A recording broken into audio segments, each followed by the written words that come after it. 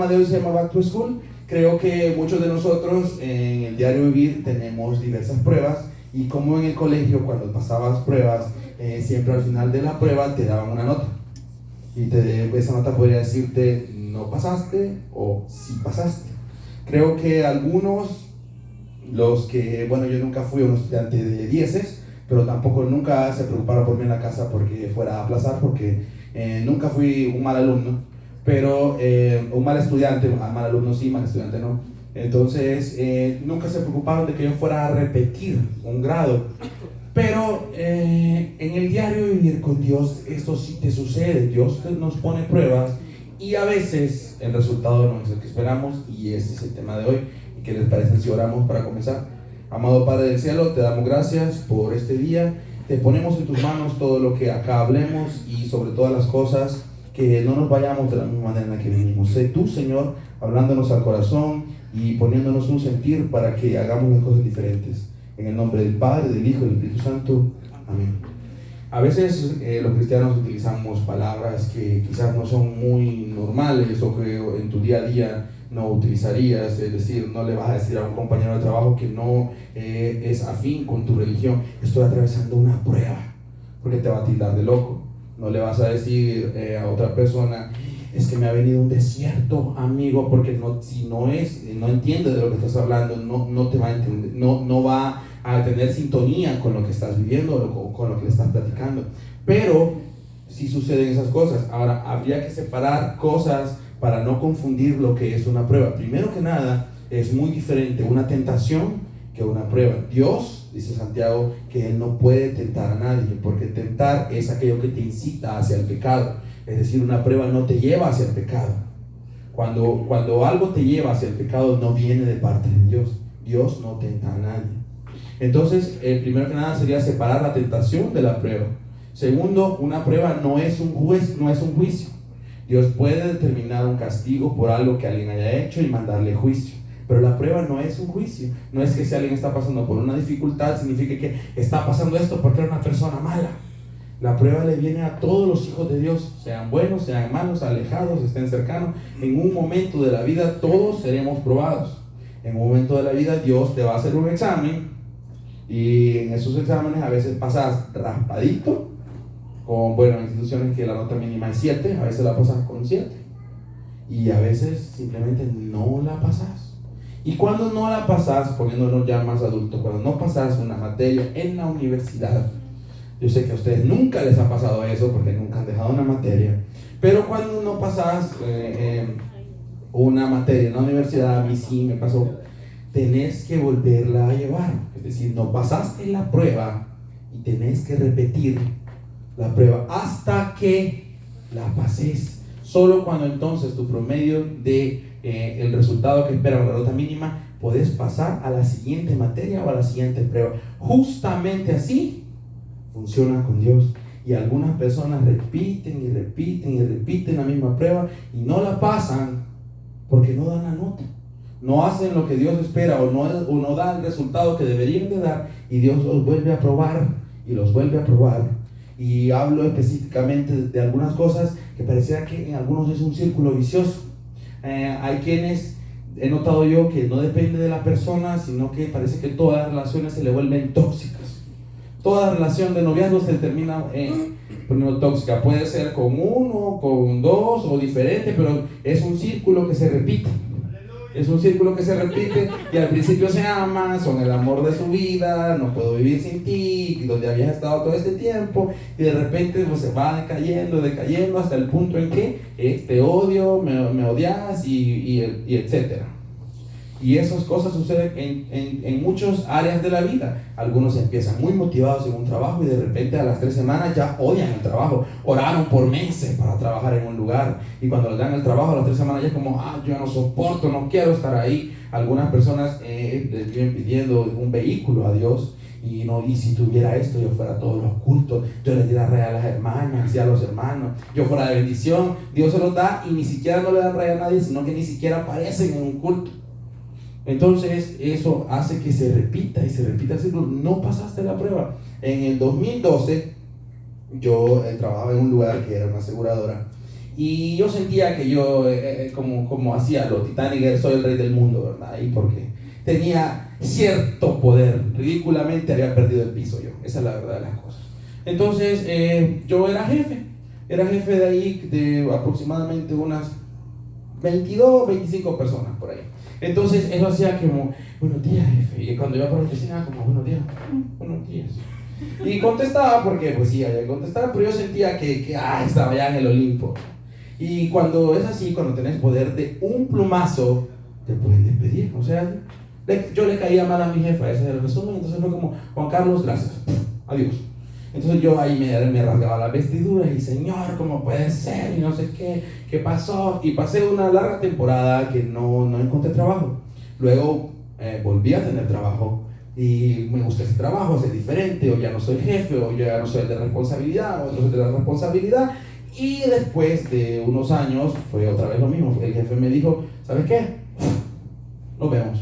Entonces uno se pone a pensar, qué injusta la vida conmigo. Yo que me he esforzado, que he estado de otros lados, he sido jefe y no he sido jefe, y aún así me despiden, y qué pasa, y no me va bien. La verdad de las cosas es que si siempre haces lo mismo, siempre vas a tener los mismos resultados. No podés esperar hacer lo mismo y obtener resultados diferentes. Y específicamente, ¿qué era lo que te pasaba, Juan Carlos? Simplemente cuando yo estaba en el trabajo me olvidaba de Dios. Me olvidaba de Dios en todos los sentidos, en el sentido financiero, en el sentido de tener un testimonio, me olvidaba de Dios. Entonces el resultado siempre me va a llevar a lo mismo. Tuve que llorar lágrimas de sangre y oraciones de por qué me pasa esto a mí y no entender las cosas. Al fin de tanto entender que es, no te acordás de mí, o sea, te pagan y lo primero que haces es pensar qué voy a comprar, cuando financieramente deberías de decir voy a apartar la parte que le toca a Dios. Y esta predica de diezmo, no. Estoy hablando de lo que me pasaba a mí, les hablo de lo que yo he vivido, de aquellas cosas que me ha tocado repetir porque no aprendí. ¿Qué cosas a usted ha vivido y le toca volver a vivir que no debería de volver a vivir? ¿Por qué lo vuelve a vivir? ¿Por qué ha pasado por algo difícil y después vuelve a pasar por lo mismo? ¿Es Dios complaciéndose en verme que sufro? No, simplemente es, no aprendió la primera lección que Dios le quiso dar, no pasó la prueba y Dios lo va a tener ahí hasta que la pase. Cuando yo estudiaba en la universidad, había una persona, bueno, hoy en día la UCA ya cerró la ingeniería agrónoma, pero había un estudiante que nunca quería salir, o más bien no podía salir, y la universidad ya no quería tener esa carrera. Ingeniería agrónoma ya no es de la UCA, pero no podían cerrar la carrera porque esa persona simplemente no tenía la capacidad intelectual de salir. Entonces le ofrecían, mira, te vamos a dar las equivalencias para otra ingeniería, vas a tener aquí solo 6 meses, 1 año y vas a salir. No, yo quiero ser el último ingeniero agrónomo de la universidad. Papá, en serio tenés 10 años de estar estudiando, has dejado todas las materias, las has llevado todas en segunda y algunas en tercera y más, y no salís, ya estamos pagando catedráticos solo por vos, porque no te cambiás. ¿Por qué no te cambias? No me voy a cambiar porque yo voy a salir, hasta que salga, entonces cierre. Y ese hombre pasó ahí, para no aburrirles, pasó 12 años en una carrera de 5, pero salió. Ay, qué bien, qué perseverancia. No entendés que si repetís algo y no lo probás, es porque algo no has aprendido todavía. Y Dios nos habla específicamente de eso. Y en Santiago 1:2, hermanos míos, tened por sumo gozo cuando os halléis en diversas pruebas, sabiendo que la prueba de vuestra fe produce paciencia. Dios nos está diciendo que la prueba nos va a producir paciencia. Aquellos tienen temperamento fuerte, papito, lindurita, usted está en problemas. La prueba le va a producir paciencia. Si usted es de los que se llevan, no, es que yo soy de mecha corta, a mí me hacen una y ya saben que me enojo. Créamelo, todo le molesta y en todo lo van a probar. Si en el tráfico usted es de los que se desesperan, le van a salir todas las señoras que manejan despacio cada vez que esté en los altos, en los semáforos, en todos los de transporte público, se le van a tirar en sentido contrario. Si usted se descuida un momento, se le van a meter. Todas las pruebas producen paciencia. ¿Por qué Dios enlaza la prueba con la paciencia? Porque entiende que nosotros humanamente nos desesperamos cuando estamos pasando por una dificultad, porque queremos que se nos resuelva alas ya. Aquellos que han visto la enfermedad en un familiar, ya poniéndome serio, aquellos que han visto la enfermedad en un familiar se desesperan y esperan que Dios les resuelva rápido, porque es el Dios de milagros, es el Dios sanador. Entonces le sanarlo y levantarlo, pero resulta que no funciona así, y resulta que pasan los días y uno se desespera. Resulta que estás sin empleo, no tienes dinero, y alguna gente no entiende eso y te presiona, y dice paga, y no tenés, pero no te entienden. No entienden que no tenés, no está produciendo, no recibís, así de simple. Pero te desesperas y dices, Señor, por favor, resolveme. No funciona así. Y resulta que alguien puede decir, no, la verdad es que, ¿por qué te ha ido mal en tus relaciones de noviazgo? Yo he dado toda mi confianza, pero mi confianza siempre es traicionada. Mire, esa no es la respuesta. Esa es la respuesta que le puede dar a sus amigos. Esa no es la verdadera respuesta, porque la gente siempre le va a fallar y siempre lo va a traicionar. Es la naturaleza humana. La verdad es que algo no ha hecho bien, que siempre la historia se repite. Algo tiene usted que corregir para que no se repita y tenga un final feliz la situación. O por lo menos para que sea algo duradero y algo estable, algo bonito.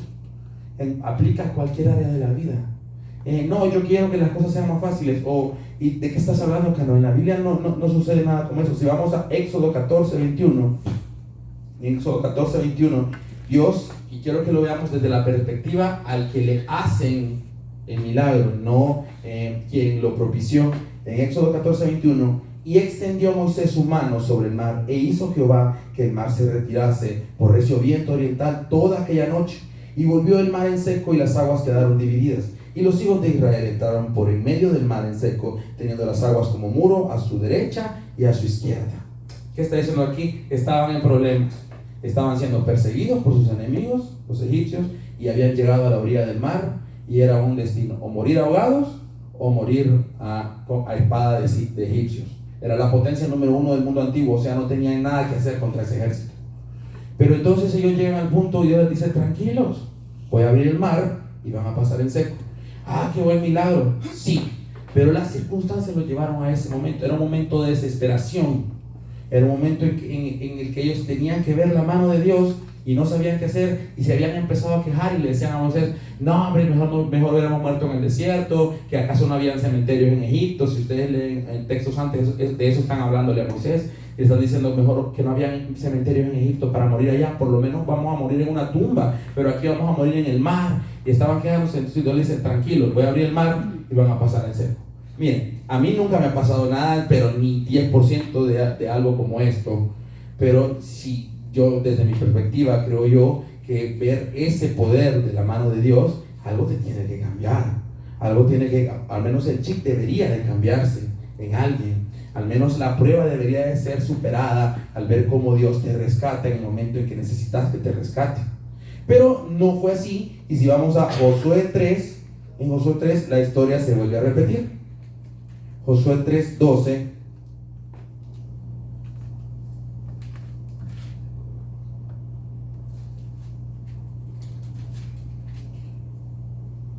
Tomad pues ahora 12 hombres de las tribus, Josué 3:12, de Israel, a cada uno de cada tribu, y cuando las plantas de los pies de los sacerdotes que llevan el arca de Jehová, Señor de toda la tierra, se asienten en las aguas del Jordán, las aguas del Jordán se dividirán por las aguas que vienen de arriba se detendrán en un montón. Otra vez están en la orilla de un río muy caudaloso, siendo perseguidos, y Dios no va a obrar de la misma manera dos veces. Primero, las cosas no van a pasar siempre de la misma manera, porque Dios en su soberanía hace las cosas como Él quiere. Pero les está diciendo: tranquilos, tomen 12 hombres de las 12 tribus, agarren el arca y lo llevan hasta el río. Cuando los pies de esas personas que llevan el arca toquen el río se va a abrir, y el agua que va bajando, que corre en un río, se va a detener, y todo lo demás también se va a detener, y ustedes van a pasar. Juan Carlos, pero ahí estamos viendo la mano de Dios milagrosa en el pueblo de Israel. Sí, amén, estoy de acuerdo. Pero ¿por qué volvés a pasar por lo mismo que ya habías pasado una vez? ¿Por qué Dios tiene que llevarte a la orilla del agua otra vez, desesperado? Y decirte: otra vez te voy a hacer un milagro. Está bien, es que yo tengo necesidad de Dios. Está bien, está perfecto que usted y yo tengamos necesidad de Dios, pero ¿por qué estamos en la misma circunstancia otra vez? Porque era el mismo pueblo, era la misma circunstancia, no habían llegado a la tierra prometida todavía. No es que habían pasado generaciones, llegaron a la tierra prometida y esto sucedió. El mismo viaje, desde que habían salido de Egipto, no había terminado. Habían pasado casi 40 años, pero el viaje no había terminado. Seguían haciendo el esfuerzo por llegar a su destino, pero habían vuelto a pasar por la misma prueba antes de llegar al destino. Entonces, si viste la mano de Dios, ¿por qué no pasas la prueba? ¿Por qué no pasas la prueba? Uno, que no se le olvide en quién está puesta su confianza, aunque las circunstancias lo apremien. Aunque usted no vea salida, aunque usted derrame lágrimas, aunque usted esté triste, aunque esté desesperado o desesperada, que no se le olvide en quién ha puesto su confianza y quién está con usted. Y de dónde viene y para dónde se dirige. No, la verdad es que yo voy en la vida sin un plan. La verdad es que yo le doy gracias a Dios que aquí me tiene. Yo no tengo ningún destino ni ninguna meta. Por favor, trace metas. Y entonces, ¿cuándo sé yo, Juan Carlos, específicamente que estoy pasando por una prueba? Porque aquí no me ha dicho cómo identificar una prueba, el ABC para identificar una prueba. No, sencillo, puede resolverlo usted en sus fuerzas. No, bienvenido, es una prueba. No, esto se arregla fácil, 2 llamadas y, no era una prueba, era un conflicto y lo resolviste con una llamada de teléfono, no pasa nada. Lo resolviste enviando un WhatsApp. Entonces no era una prueba, era una dificultad. Una prueba es cuando se va más allá de tu control y de tu fuerza, independientemente física. Pueden ser tus fuerzas financieras, tus fuerzas de salud, todo lo que no esté en tu control, que necesite que Dios te resuelva o necesitas una respuesta de Dios, es una prueba. Esa es la primera señal que estás atravesando por una prueba. Entonces Dios va a venir en mi rescate. Si hace las cosas correctamente, sí. Si no, no. Si no, no le va a pasar. ¿Y qué pasó en estos casos? Que sí la pasaron, porque no murieron ahogados, ni murieron a manos de sus enemigos. ¿Por qué la pasaron? Porque había una persona, Moisés y después Josué, que sí hacía las cosas correctamente, y cuando no podía ver o cuando no podía resolver, iba y hablaba con Dios. ¿Qué está atravesando usted? ¿Qué está atravesando? No, yo nada. Bueno, por ahora, ¿qué ha atravesado entonces? ¿Ha atravesado ríos de lágrimas? ¿Ha atravesado noches preguntando por qué a mí? ¿O para qué a mí? ¿O en qué te glorificas en esto? Y no puede resolver. ¿Qué hizo en el momento de la desesperación? Yo escribí un post de 20 líneas en Facebook, Juan Carlos, y me dieron 30 likes y 5 reacciones y 40 comentarios. Gloria a Dios, se resolvió la prueba.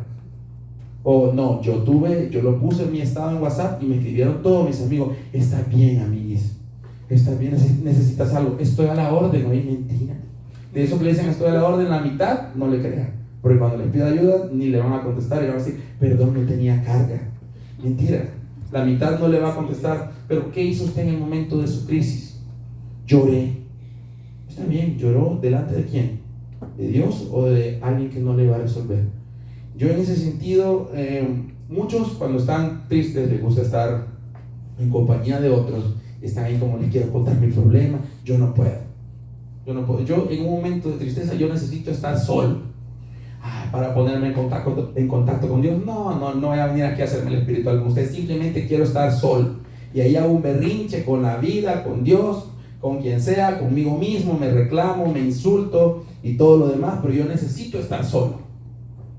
¿Para qué? Para despejarme, le digo yo, para despejar mi mente yo necesito estar solo.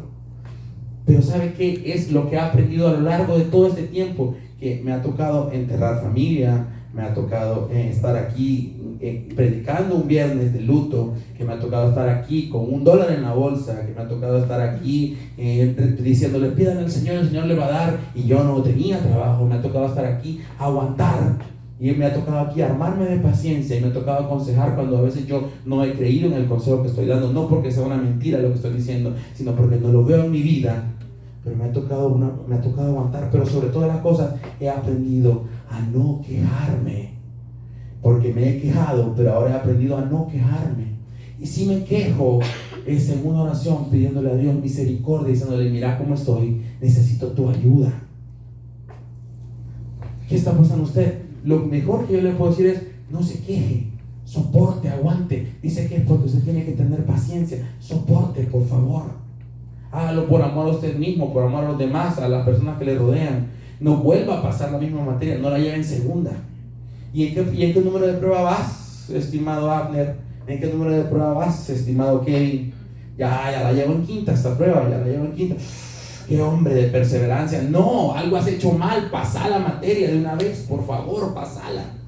Algo has hecho mal, rectificalo en tus pasos, mira lo que hiciste bien, lo que hiciste mal, y rectificalo.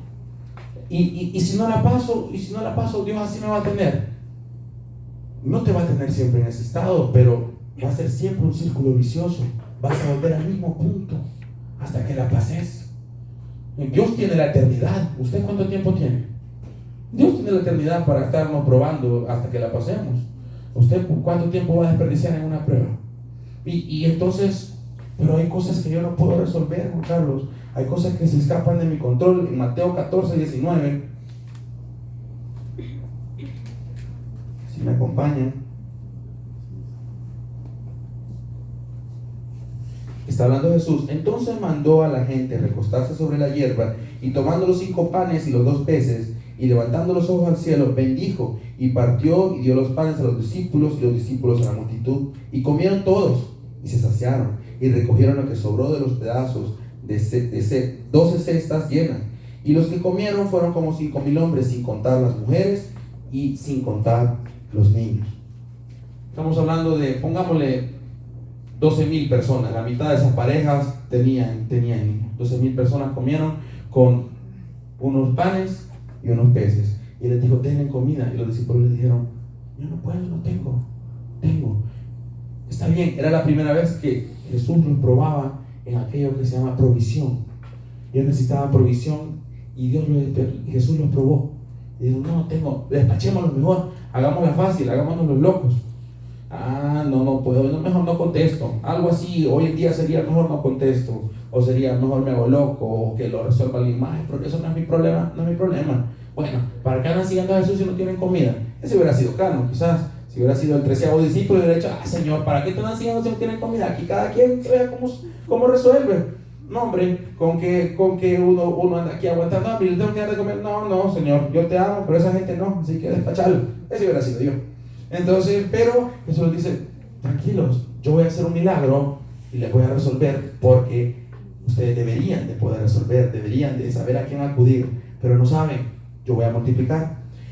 Vieron un milagro, pero como no creyeron en lo que vieron, aunque fue palpable y recogieron 12 cestas, como no creyeron en lo que vieron, les vuelve a suceder lo mismo, solamente un capítulo después, en Mateo 15, 32. Y Jesús, llamando a sus discípulos, dijo, tengo compasión de la gente, porque ya hace 3 días que están conmigo y no tienen que comer, y enviarlos en ayunas no quiero, no sea que desmayen en el camino. Entonces sus discípulos le dijeron, ¿de dónde tenemos nosotros tantos panes en el desierto para saciar una multitud tan grande? Jesús les dijo, ¿cuántos panes tienen? Ellos dijeron, 7 y unos pocos pececillos. Y mandó a la multitud que se recostase en tierra, parecida a la historia otra vez.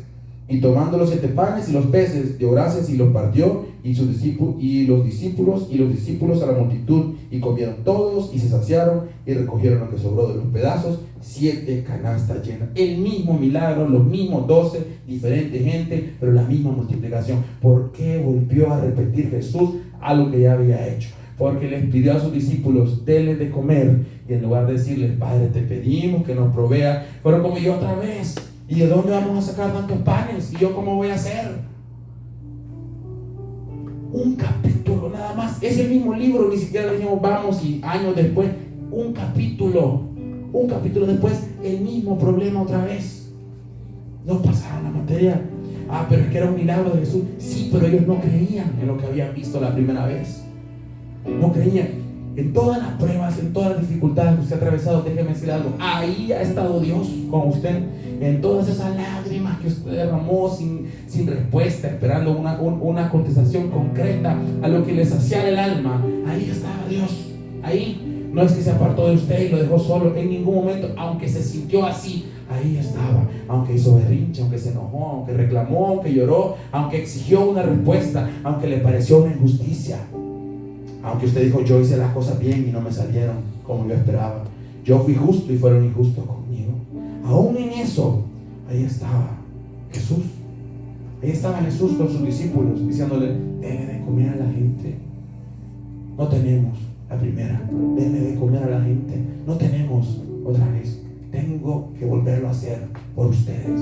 No pasaron la primera vez, llévenla en segunda entonces, y pásenla, hoy sí pásenla. Por favor, no lleve sus pruebas en segunda o en tercera, páselas a la primera. Sea un buen estudiante con lo que ha acontecido en su vida, páselas rápido. Pero no me has dado la clave, Juan Carlos. Yo necesito que me des una clave que me haga pasar la prueba, algo que sea sencillo, algo que una oración que yo pueda decir y que yo solo diga: ¿saben qué? Repita esto conmigo y la prueba va a estar pasada. Me gustaría poder decirle que es así de fácil, pero en realidad no es tan fácil. Y con esto concluyo. En Santiago 1:12 dice: bienaventurado el varón que soporta la tentación, porque cuando haya resistido la prueba, recibirá la corona de vida que Dios ha prometido a los que le aman. Bienaventurado, ¿qué significa bienaventurado? 3 veces bendito. Bienaventurado el que resiste la prueba, resista lo que está pasando, resístalo, y sobre todas las cosas, dé gracias a Dios. Es una locura lo que está diciendo Juan Carlos. Sí, es una locura. Gócese en medio de la prueba. Esa es la clave. Quiere pasarla a la primera. Quiere poder contar un día que lo pasó y pasó rápido por ahí, y no volver a repetir, ver cómo se abre el mar y qué hermosos milagros, pero volvieron a pasar la misma angustia. Uno cuenta el milagro nada más, pasamos en seco, pero la angustia de ser perseguido era previa a ese milagro. La angustia de ver una multitud hambrienta, 5,000 personas pidiendo de comida antes del milagro, era grande la angustia. La angustia de verte sin trabajo por años es grande también. Y la prueba no la pasaste. ¿Cuál es la verdadera clave? Gócese en medio de la prueba. Pero es que vos no tenés idea de cómo yo estoy sufriendo. Tiene razón, no tengo idea. Eso solo lo sabe Dios y usted. Pero sí sé algo: si usted da gracias a Dios en medio de la prueba, ha dado un gran paso para pasarla, ha dado un gran paso para salir de ella, y ha dado un gran paso para no repetirla. Dé gracias a Dios aunque no le parezca justo. Dele gracias a Dios aunque se sienta solo. Le garantizo que no lo está. Pero sobre todas las cosas, cuando la pase, dele la gloria a Dios en el nombre de Jesús. No fue usted, fue Dios sacando de la prueba.